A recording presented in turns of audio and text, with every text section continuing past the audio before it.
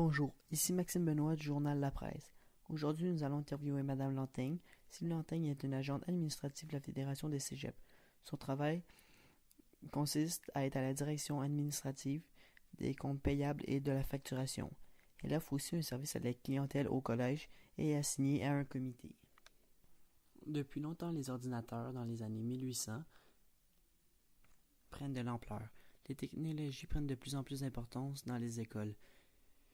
Elles font partie de notre quotidien grâce aux laptops, aux iPads et aux cellulaires, et aussi aux médias sociaux. La popularité des nouvelles technologies monte exponentiellement à cause que c'est facile à comprendre. Il y a plusieurs questions que les gens se posent. Est-ce que la technologie est un allié pédagogique pour aider les jeunes ou est plus une distraction? Comme Madame Lanteigne l'a dit.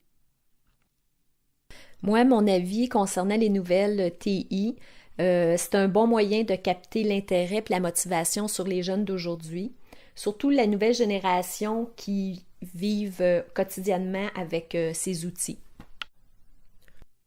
De plus, il y a des avantages de plus en plus pour aider les troubles d'apprentissage. Cela devient très populaire. Beaucoup de gens ont des problèmes d'apprentissage et commencent à accepter et à vivre avec. Les jeunes sont captés par les appareils, comme les ordinateurs et les tablettes, parce qu'ils les utilisent chaque jour. Cela fait partie de leur vie. De plus en plus, les écoles essaient de s'adapter pour pouvoir donner la meilleure éducation à leurs jeunes. Madame Lanteigne pense qu'elles peuvent aider les jeunes. Moi, je trouve que c'est principalement des bons moyens pour les jeunes d'aujourd'hui. Quand on pense aux écrans qui peut capter l'intérêt des jeunes, c'est un bon moyen de communication entre le prof et l'élève. Si on prend comme exemple un iPad, on peut retrouver aussi sur ces outils des agendas, dictionnaires, prendre des notes de cours au lieu de faire tout ça manuellement. Aussi, c'est un outil intéressant autant au réseau privé que public selon le budget de chacun. Il y a plusieurs facteurs qui vont faire que les technologies dans les écoles peuvent causer problème. Par exemple, il y a beaucoup de gens qui n'ont pas accès à l'éducation à cause que les livres coûtent excessivement cher. De plus, les parents forcent leur budget pour envoyer les enfants dans les écoles. Un article d'Alexandre Dubé, un futur enseignant, disait que les jeunes se privaient de manger pour aller à l'école. Madame Lanteigne pense que Par contre, ce que je trouve malheureux, c'est sûr que les jeunes qui viennent de familles défavorisées ne pourront pas avoir accès à ces outils-là parce que c'est trop coûteux. Puis que le gouvernement encore ne donne pas le budget nécessaire aux écoles et aux collèges pour pouvoir se procurer ces équipements-là à tous les élèves qui en ont besoin. C'est sûr que si on regarde au début de cet automne, il y a une mère d'une famille de 3 enfants qui disait qu'une école leur demandait d'acheter un iPad. C'était impossible pour elle d'en procurer 3. C'est trop cher pour beaucoup de familles. Ça, je trouve que c'est quand même un bémol, mais si on regarde le positif, il y en a quand même beaucoup, comme on mentionnait tantôt. Madame Lanteigne a eu 2 fils. Des 2 fils a connu la génération des iPads dans les écoles. Cela a augmenté le taux de réussite dans cette école. De plus, le collège d'Anjou est maintenant réputé comme l'école qui s'est le plus améliorée. C'est cette école que son fils est allé. Madame Lanteigne explique plus précisément. Selon moi, je pense que oui.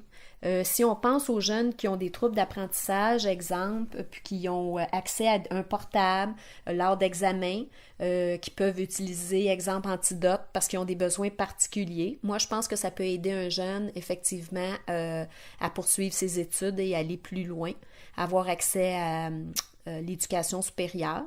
Je parle de connaissances parce que justement, j'ai un fils qui avait un peu de troubles d'apprentissage, puis il a eu accès à un iPad, il a eu accès à un portable lors d'examens. Puis ceci l'a beaucoup aidé à réussir, puis aussi à prendre confiance en lui parce que des fois, il manquait de temps. Puis le fait de ne pas écrire manuellement lui donnait du temps supplémentaire pour justement mieux réussir ses examens. Il y a beaucoup d'avantages aux nouvelles technologies. Elles sauvent énormément d'argent dans les entreprises et dans les écoles. Les jeunes sauvent du temps parce qu'ils peuvent communiquer facilement avec leurs camarades.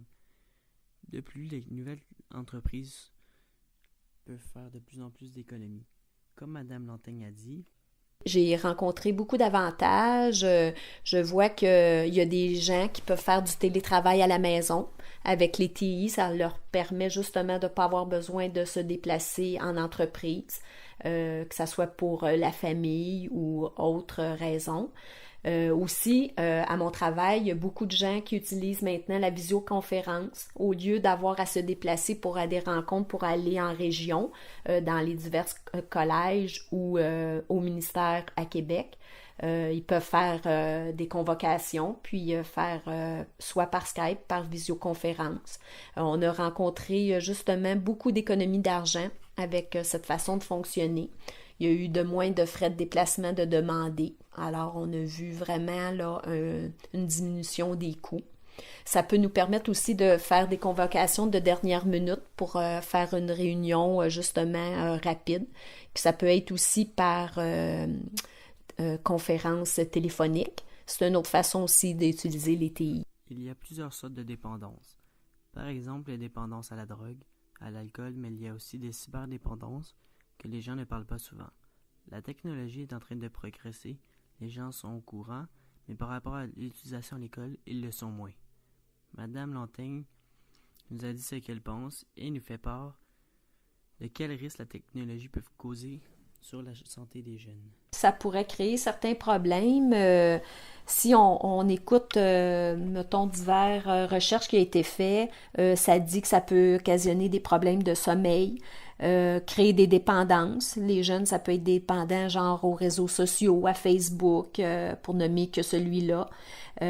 Aussi, si on pense aux jeux, les jeux en ligne, qui ont accès sur des ordinateurs, ça peut créer des problèmes d'obésité. Il y a même aussi, si on pense à tous les TI, ça dégage, l'écran peut dégager une petite lumière bleue qui peut nuire à la vision éventuellement. Fait que oui, je pense que ça peut affecter la santé des jeunes d'aujourd'hui et les adultes du futur.